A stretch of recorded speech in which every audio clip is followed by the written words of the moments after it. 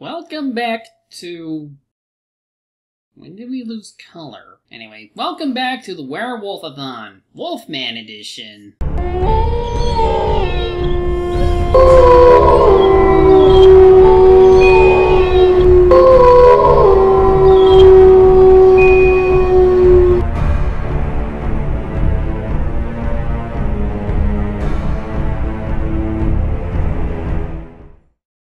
That is so weird. Better not stay that way after the marathon. So, despite what the title of this next movie says, it is still about the Wolfman. It just so happens to feature Dracula, a hunchback, a mad scientist, but most importantly, Frankenstein's monster. The final chapter of Larry Talbot, at least in my opinion, comes to us from Edward Lowe and Earl C. Kenton, who were adapting a Kurt Siodmak story called The Devil's Brood. This was done after production halted for Chamber of Horrors, which Universal wanted to include more monsters like the Mummy and the Invisible Man, but in the end, they condensed it down to just the big three. Now, let us finish up the storyline involving the Wolfman's quest to die. Within the House of Frankenstein, we open up, appropriately enough, on a dark and stormy night. We cut to this prison, and the main villain for the movie, Dr. Gustav Niemann, played by Boris Karloff.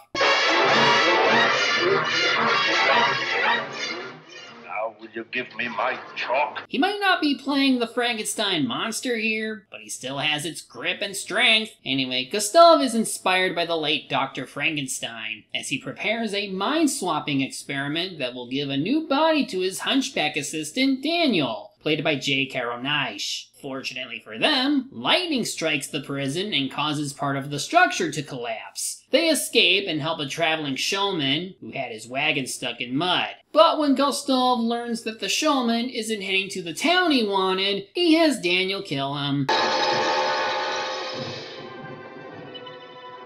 So Gustav wants to get revenge on the man who jailed him. Meet Burgomaster Hussman, played by Sig Ruman, and his granddaughter Rita, played by Anne Gwynn. They're all heading to this horror show featuring the suburban Sasquatch, but are unaware that Gustav is now running the show. He starts with Count Dracula, who is currently a skeleton with a big ol' stake in his body. It seems harmless, but then the villain proceeds to remove the stake.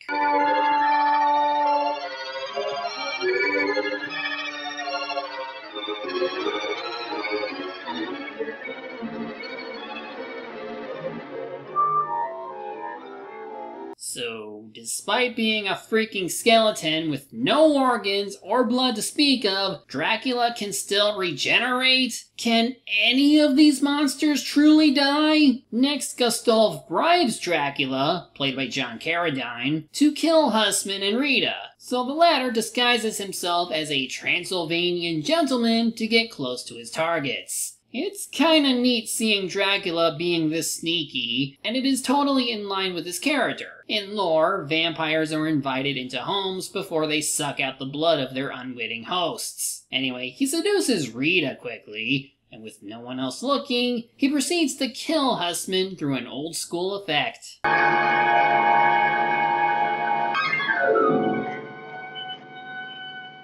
But Rita isn't alone. Her husband Carl puts two and two together after finding Dracula's ring on her. Then, after he sees his dead father-in-law, he calls the police to stop Dracula from escaping with Rita. Gustav and Daniel flee and dispose of Dracula's coffin. So now the monster has no cover when the sun comes up.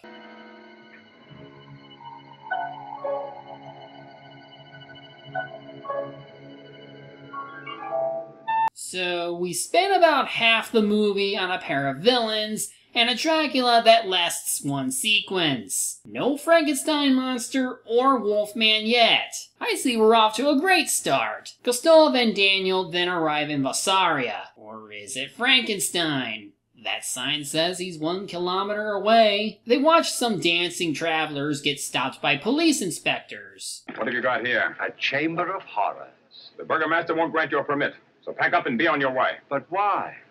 There's nothing in my exhibit to offend anyone. We've had enough horrors around here. Oh, so the whole town is off limits because of 1 or 2 monster attacks? Can't you all just move on? Anyway, one of the female dancers gets punished by the caravan leader, but Daniel intervenes by whipping the man back and bringing her to safety. He and the girl Ilanka, played by Ilana Vidugo, chat for a bit, before the former rejoins Gustav in the castle ruins. They find an underground glacial cavern and the frozen remains of Larry Talbot and the Frankenstein monster. The villains thaw out the two monsters with fire, and Larry is the first to wake up. But now he's upset that someone gone and revived him again. Only death can bring me release. You don't have to die, my boy. You're wrong. I can help you. How?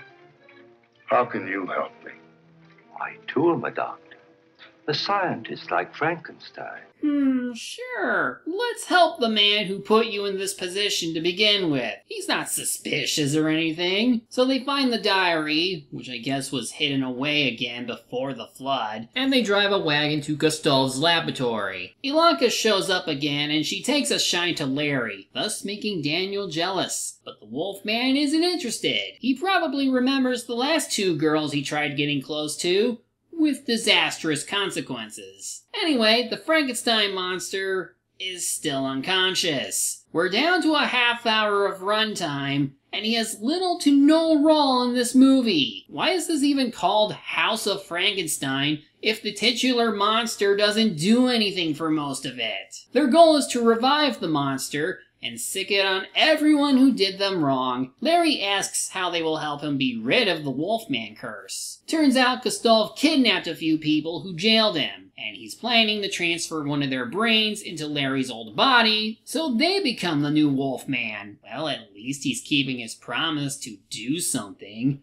He's just a bit slow at it. Next, Daniel asks Gustav to transfer his brain into Larry's body instead. He's asking this because he wants Ilanka's love. But Talbot's body is the perfect home for the monster's brain. Not sure how exactly it'll work when Frankenstein hasn't talked since that one movie, or displayed that much intelligence. The chances of a Franken-Wolfman are slim to none. Either way, Gustav is not going to help Daniel, despite his earlier promise. The Hunchback then warns Ilanka about Larry's transformation on certain nights, but You're making it all up because you're jealous. I hate you. You're mean. And you're ugly. She hates me because I'm an ugly hunchback. If it wasn't for you, I'd have Talbot's body.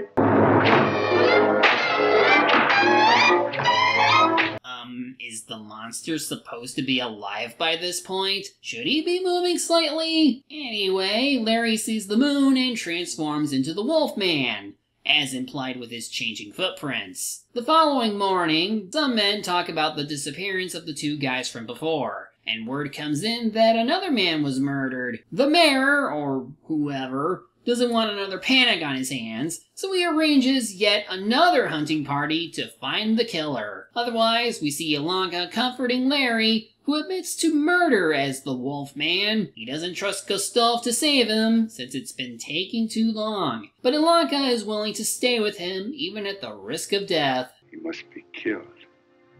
Killed by a silver bullet.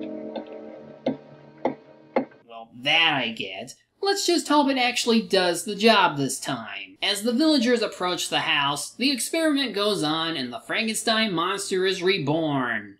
Again, now that he's alive, I should mention that he's played by Glenn Strange, who would play the Frankenstein monster for the next few movies. There's just something poetic about Boris Karloff playing the scientist who gives life to the monster he made famous. It's said that he even coached Glenn when it came to playing the monster. So that's neat. As things come to a head, the moon rising and all that, Larry transforms and ends up escaping. Ilanka pursues him and shoots the poor bastard with the silver bullet, which seems to do its intended job. She then dies since she was attacked earlier, because tragic love story, I guess. Which makes Daniel even more upset. He takes out his rage on Gustav, but the Frankenstein monster breaks free and does this.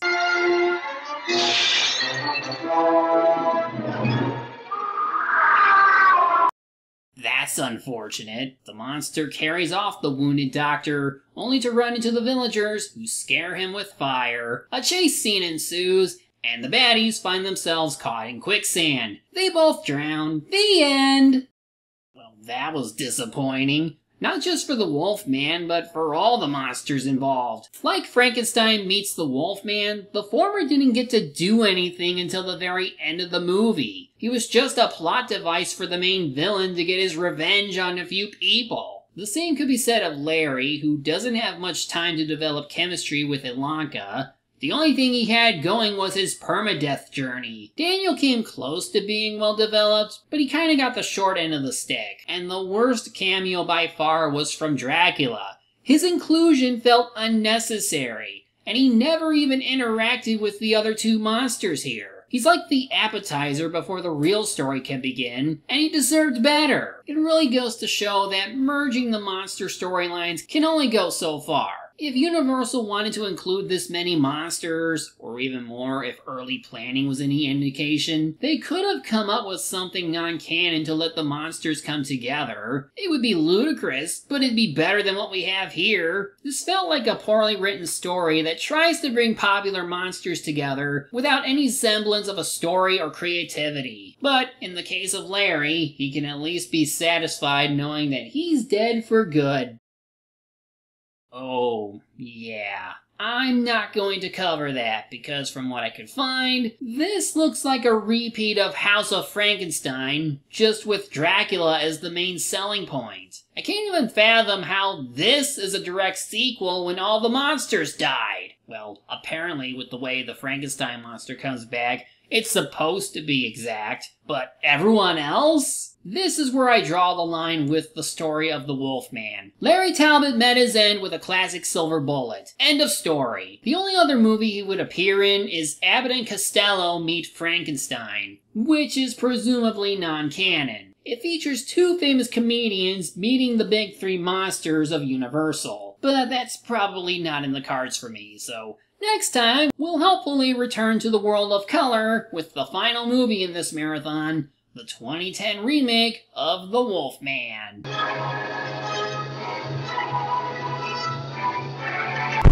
You know what? It's gonna bother me if I don't do this, so let's take a detour and watch Abbott and Costello before we see the remake.